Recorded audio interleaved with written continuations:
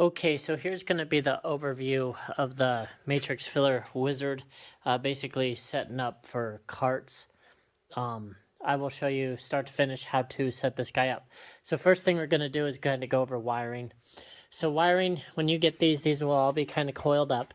What you want to do is kind of uncoil them, and then you're going to want to hook them on this side of the cabinet. The cabinet you can pretty much set up on the side of it, put it under your table, mount it on the wall, kind of whatever you want to do. What it'll be is you're going to have these little labels here, so it'll say like x-axis, and then your cable here will be labeled x-axis, and you just kind of want to screw that in. How they kind of work. So they're basically filled connections, so you'll basically take it. It'll only go in one way. Push it in and just twist it on. Doesn't have to be too tight, but you know, just kind of snug. Once you're done with that, go ahead and there'll be a USB in the computer case. Go ahead and just plug in the USB here, plug in the USB here. Once you have all your plugs plugged in and the USB plugged into the top port there, don't do the bottom one. The bottom doesn't go anywhere, just the top one. You can go ahead and turn on your cabinet. Up here, you have an on switch, an e-stop. If I push that, you'll see that green light goes off. That kind of kills all the power to it.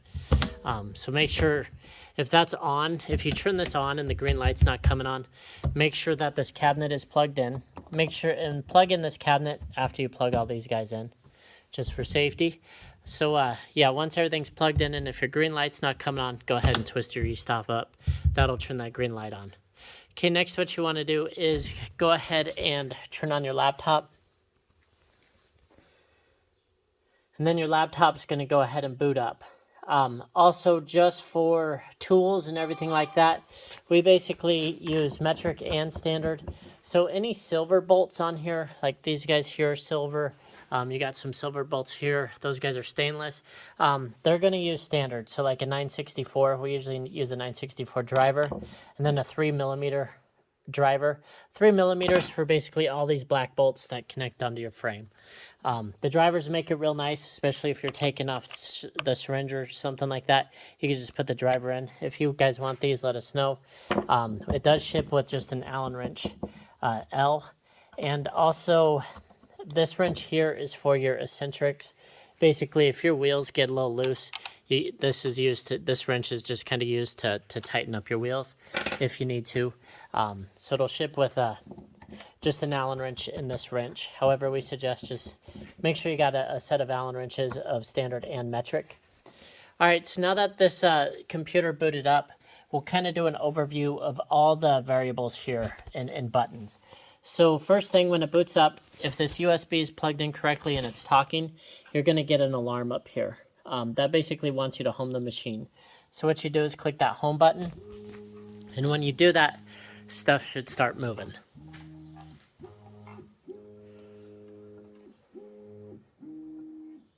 Okay, as everything's moving back, I did also want to say these tanks do not ship on it. So basically what you would want to do is put mount the tank on here. Basically it'll mount right in between this clamp here. This is a good one for the 964. It'll kind of just slide on like that. We normally will put this little stop here. That way it stops the tank right in the middle. That's kind of where you want it. But what you do is kind of mount that tank on and just go ahead and tighten it up. Make sure it's pretty level.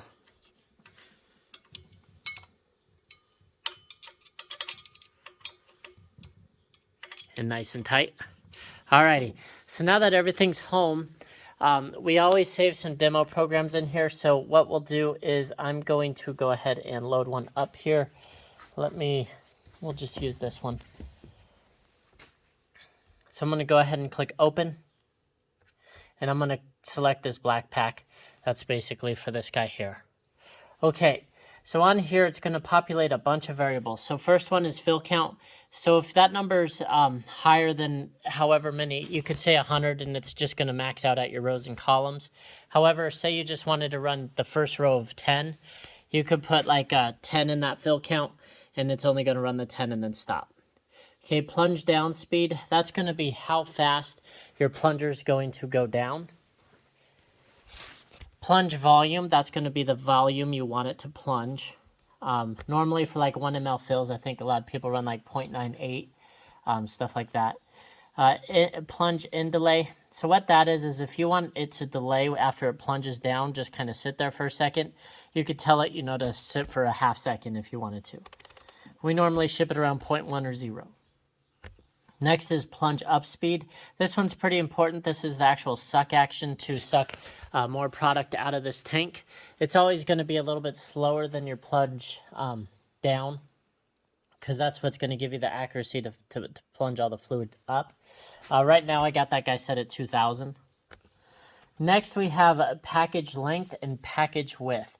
Okay, normally we preset these things if you guys send us the packaging, but what that would be is basically your width would be, from here to here.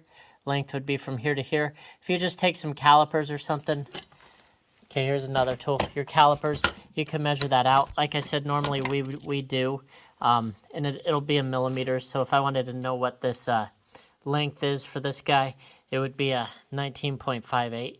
And I just put 19.58. It doesn't have to be exact, but it does have to be kind of in there just so I can figure out some math equations later on as it's running. Okay, resume on bottle. This variable kind of deletes after you hit cycle start. But say you ran 10 and something happened, it wasn't filling right or something, and you had to stop it.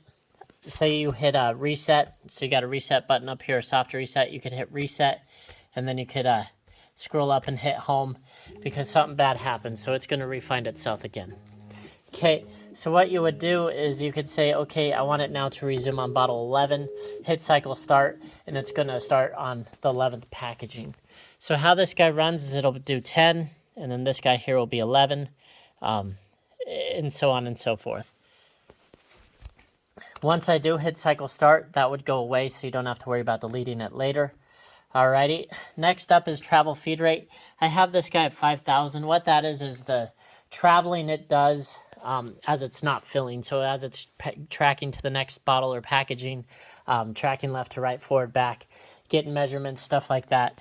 That number is in there at 5,000. Normally we run at 3,000. You can go up to 5 if you want. Okay, row quantity. So row quantity, this is something we kind of preset due to the top plates. But what that would be is rows are forward and back. So 1, 2, 3, 4, 5. So that's why 5's in there. We also have a row distance of 40.76.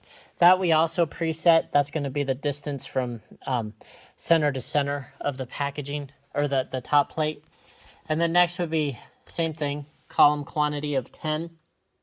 Okay, that would be from left to right. And then the spacing between there. You can adjust these a little bit. Like say your nozzle's starting way over on the right side of this packaging, and then over here it's way over on the left side. Basically it would mean that your column distance is too great, and you would want to shrink it down from like 18.25 to basically like a 18.15 maybe. It will do the measurement center to center. It kind of helps uses that for some equations also in there. However, we preset these and get them pretty close. You can manipulate it if you need to. All right, nozzle offsets. These guys, the wizard kind of produces depending on how you installed your nozzle and where your laser is. Say you took this assembly off to add a new syringe or something, you would want to readjust those, and we have a wizard inside the program that does that.